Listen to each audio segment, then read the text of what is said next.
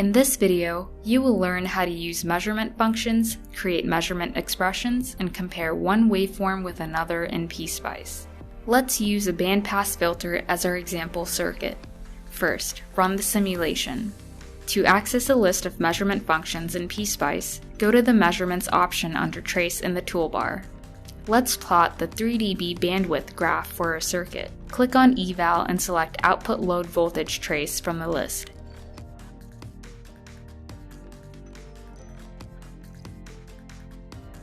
You can also add measurement expressions in PSpice easily by going to the Evaluate Measurement option under Trace.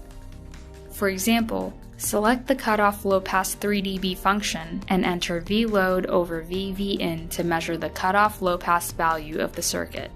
You can view the measurement's value within the Measurement Results tab. To add any new measurement, simply click here. Let's add another expression for maximum value of output load voltage. The value of this measurement is displayed here in addition to the previous value. PSpice also allows you to compare one waveform with the other easily. Let's compare the output voltage in two different cases for this circuit. Save this waveform for case 1 as original.dat. For the second case, change the load resistance value from 50 to 10 ohms and rerun the simulation. To compare waveforms of case 1 and 2, go to the Append Waveform option under File and select the original.dat file that you saved earlier.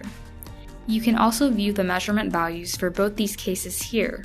You have successfully learned to create measurement expressions, use measurement functions, and append two waveforms in PSpice.